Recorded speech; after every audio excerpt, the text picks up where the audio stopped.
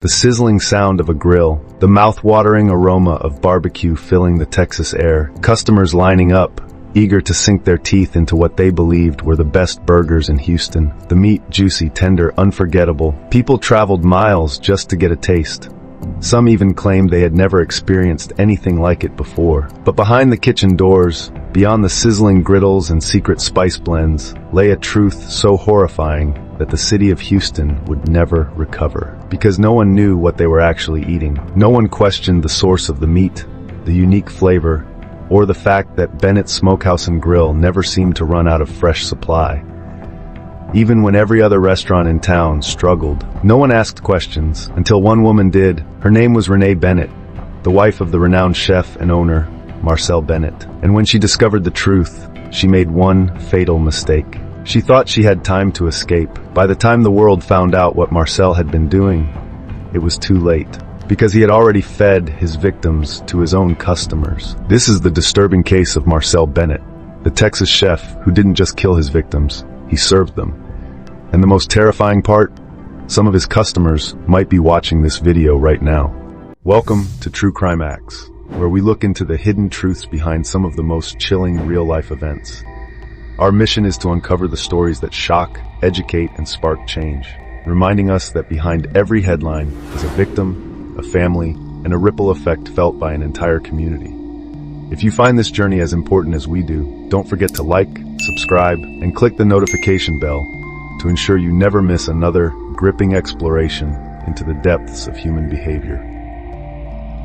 The stench of raw meat and bleach filled the air, mingling with the cold steel of knives clinking against the butcher's table. This was Marcel Bennett's childhood, not playgrounds or bedtime stories, but knives, carcasses, and secrets that dripped in blood. Marcel's father, Clyde Bennett, was no ordinary butcher. His business was more than just cutting and selling meat.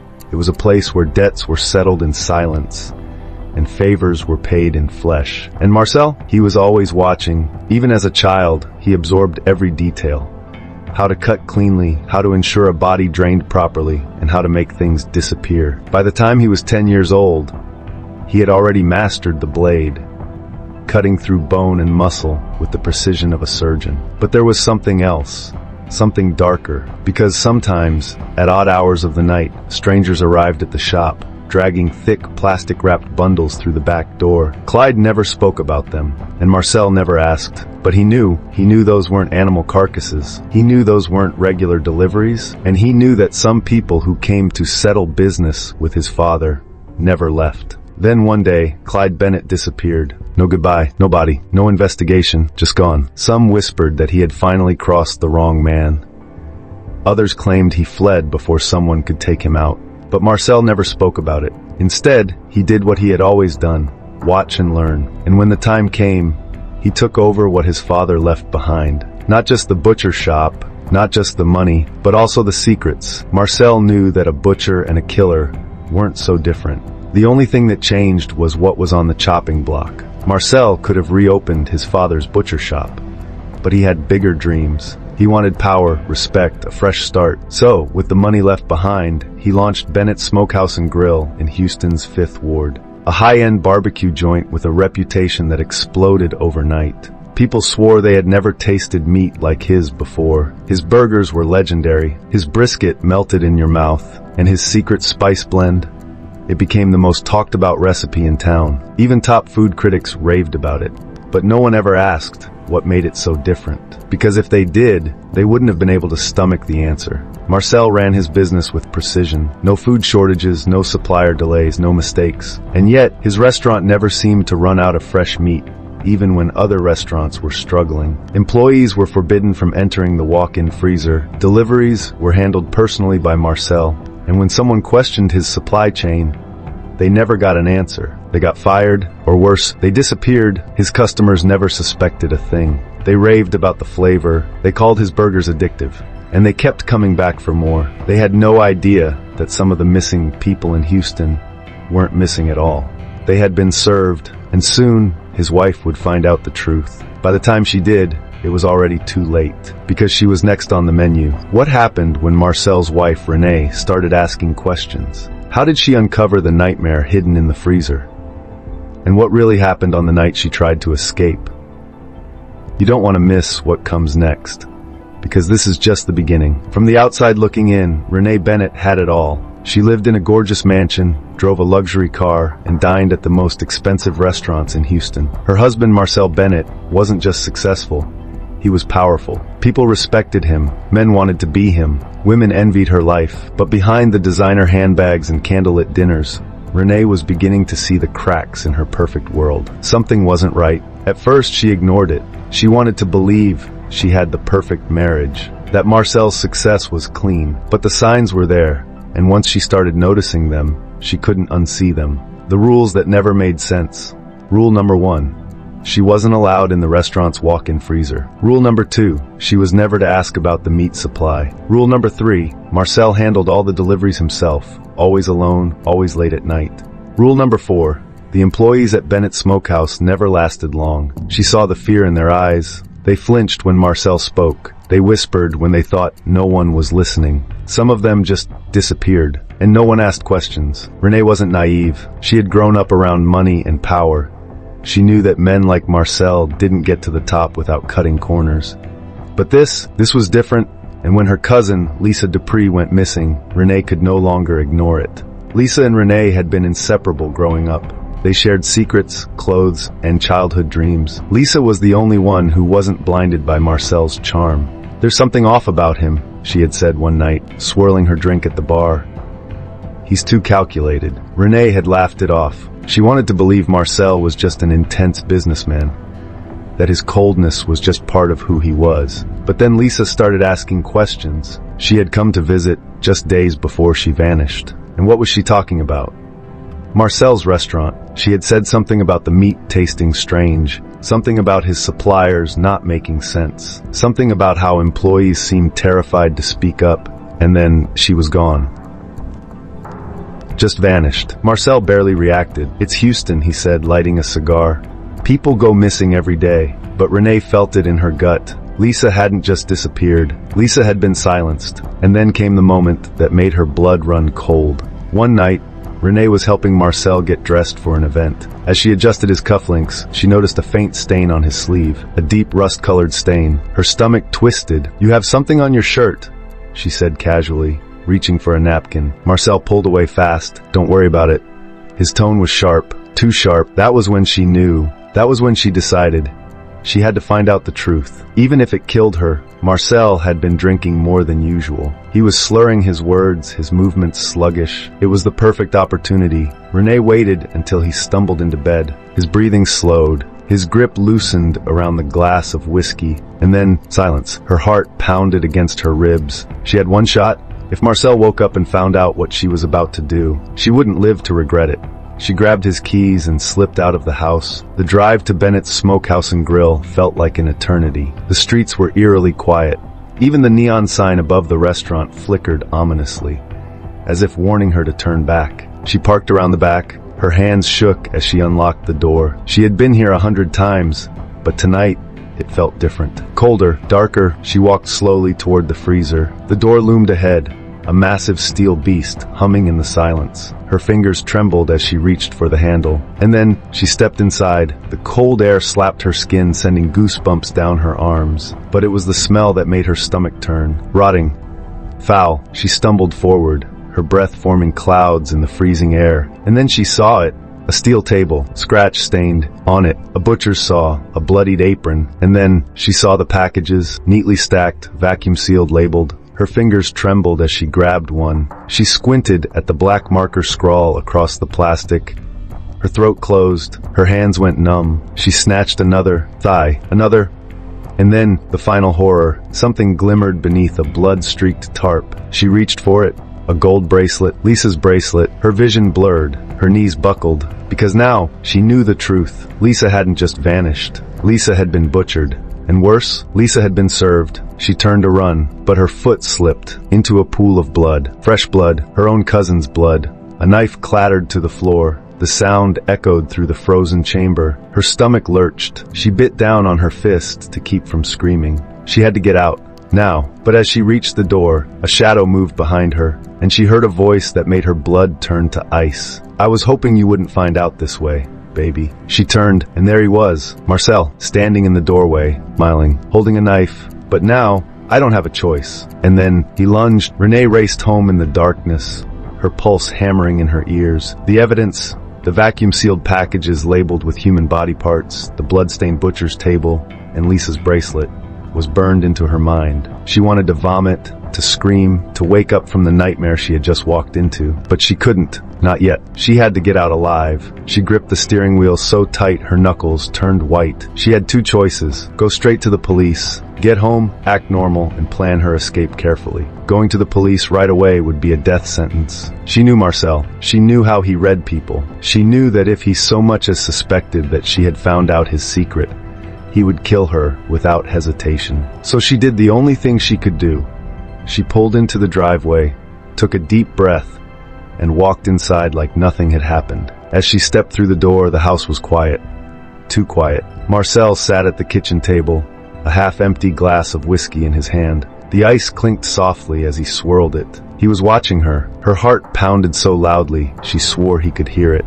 "You're home late," he said, his voice smooth but sharp, like a knife sliding through silk. Renee forced herself to smile. "I took a drive." She made sure her voice was steady. Marcel's gaze didn't waver. Then he leaned forward, resting his elbows on the table. "Drive?" She nodded too quickly. Her hands were shaking. She wouldn't look him in the eye. And the worst mistake of all, she didn't touch her dinner. Marcel noticed everything. His lips curled into a slow smile. She knew that smile. It was the same one he had when he knew he had complete control over a situation. "You seem tense, baby." Renee swallowed hard. "Just tired." Marcel didn't say anything. He simply lifted his glass, took a slow sip, and nodded. And that's when she knew. He already knew she had seen the freezer. Renee barely slept that night. She lay staring at the ceiling, her mind spinning with escape plans. By morning, she had made her decision. She was going to the police. She would gather as much evidence as she could, walk into the station, and tell them everything. But before she could leave, she had to keep up the act. So, she steeled herself, got out of bed, and walked into the kitchen like nothing was wrong. Marcel was already there, sitting at the kitchen table, drinking his morning coffee, as if nothing had changed, as if he hadn't butchered and served human flesh to his customers, as if he hadn't killed her cousin, as if she wasn't about to be next. She had to act fast. She couldn't wait another second. She took a deep breath, placed her hands on the counter to steady herself, and said the 4 words that would seal her fate. "I know what you've been doing." Marcel didn't move. Renee Bennett never showed up for work, never answered her phone, never visited her usual spots. At first, Marcel played the worried husband perfectly. He called her friends, asked if they had seen her. He filed a missing person report, looking devastated, voice cracking as he told police. She left the house in the morning and never came back. But there was one problem. People in Houston weren't buying it. For years, rumors swirled about Marcel Bennett's restaurant and its eerie, secretive operations. Employees quit without explanation. Regular customers vanished. The walk-in freezer at Bennett's Smokehouse and Grill had always been off limits, and the staff knew better than to ask questions. So when Renee went missing, something didn't sit right. And for the first time in years, someone asked the one question Marcel had never wanted to hear. What the hell is really going on in that freezer?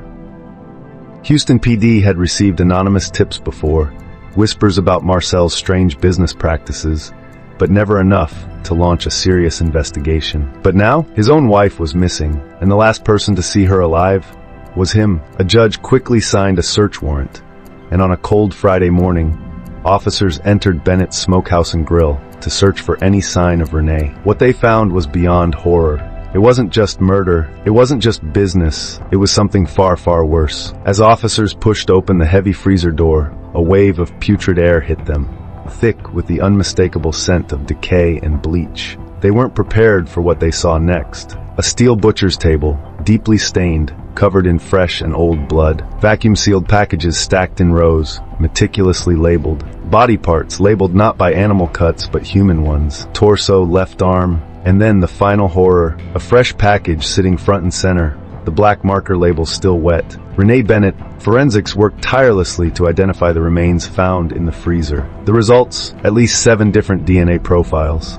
all linked to missing persons cases across Texas. Some had been reported missing months ago, others years, and then came the journal. Tucked away in Marcel's office was a small, black leather notebook. Inside, a list of names, dozen. Some of them were crossed out. Next to certain names were dates, and next to a few were dollar amounts. The question wasn't just how many people Marcel had killed, it was how many had been served. The trial of Marcel Bennett became one of the most publicized cases in American history. A chef, a respected businessman, a serial killer who had been feeding human flesh to his customers for years. Marcel was charged with multiple counts of murder, corpse desecration, and unlawful distribution of human remains. But the most disturbing part of all, he showed no remorse. The courtroom was packed. Families of the victims wept as the prosecution detailed how Marcel had butchered and served human flesh. The evidence was damning. The DNA, the journal, the freezer full of vacuum-sealed human remains. The prosecutor turned to Marcel, his voice sharp, full of disgust. "Why did you do it?" Marcel leaned back, his lips curling into a smirk. Then he laughed. "Have you ever tasted human meat?" he asked, tilting his head. "If you had, you'd understand." Gasps erupted across the courtroom. The jury looked horrified. The families of the victims sobbed. The judge pounded the gavel for silence. But Marcel? He just sat there grinning. The jury deliberated for just 2 hours. Guilty. Life in prison, without the possibility of parole.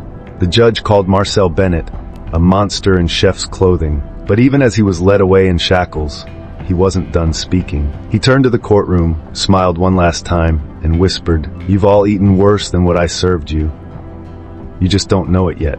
And then he was gone. Years had passed since the shocking trial of Marcel Bennett. His crimes left a permanent scar on Houston's culinary scene. For months, former customers were haunted by the horrifying realization that they had unknowingly consumed human flesh. The restaurant industry scrambled to rebuild trust, while food safety agencies ramped up inspections across the state. Bennett's Smokehouse and Grill was shut down, its doors chained and bolted, the sign above its entrance ripped down, leaving only the faded outline of its cursed name. The building sat abandoned, a grim monument to one of the most grotesque cases in American history. Or so everyone thought. Then, rumors began to spread. The restaurant was reopening, under a new name, with a new owner, and the same legendary menu. A cryptic social media post appeared one morning, sending shockwaves across Houston. A new barbecue joint was set to open on the exact same lot where Bennett's Smokehouse once stood. The name? Legacy Smokehouse. The tagline? Bringing back Houston's most legendary flavors. The comment section exploded. "This better not be what I think it is. How is this even legal? The same flavors? Are you kidding me? I swear, if they're using Marcel's recipes." And then, the final chilling comment, "What exactly are they serving?" Investigative journalists dug deep, trying to uncover who had the nerve to reopen a restaurant built on human flesh. The new owner? A private LLC, no name, no public records. The executive chef? Anonymous. And the new menu? Strangely familiar. Same brisket, same ribs, same secret blend burgers. Only one thing was missing. The public explanation of what made the meat so unique. The press demanded answers. City officials scrambled to investigate, but the owners refused to speak. Then, a former employee of Bennett's Smokehouse made a chilling claim. Marcel had a few very loyal people who knew what was really going on, people who benefited. What if they never stopped? The city panicked. Was this a hoax, or was there a new butcher in town? A local food blogger, famous for uncovering Houston's best hidden culinary gems, posted about her experience at Legacy Smokehouse. Her review? Rave. She called it the most mouth-watering barbecue she had ever tasted. I don't know what kind of magic is happening in that kitchen, but the flavors are unreal. Her description of the burgers? Juicy, rich, unlike anything she had ever eaten. And then the sentence that made every Houston resident's blood run cold. "It tastes just like I remember." How many of us never questioned what was on our plate? Think about it. How many times have you walked into a restaurant, ordered food, and never questioned where it came from? How many times have you trusted a chef, a kitchen, a brand, without ever knowing what was happening behind closed doors? Marcel counted on that. He knew people wouldn't ask questions, and they didn't. For years they ate his victims, and they loved every bite. Would you have been one of Marcel's customers? Ask yourself, if you had visited Bennett's Smokehouse, would you have noticed something was wrong? Would you have questioned the secret behind his perfect seasoning? Or would you have been like everyone else, blindly eating, loving every bite, never realizing that the special cut in your burger wasn't beef at all. Or worse, would you have ended up on the menu? Because here's the real horror. Not everyone who walked into Bennett's Smokehouse left as a customer. Some of them never left at all. They became the next meal, and no one even realized they were gone. Because in a city where people disappear every day, who would have suspected the grill was feeding more than hunger? If you thought this case was disturbing, wait until you hear what we have next. Subscribe to True Crime Acts for more jaw-dropping, controversial true crime stories. Because sometimes, the scariest killers aren't hiding in the shadows. They're serving your dinner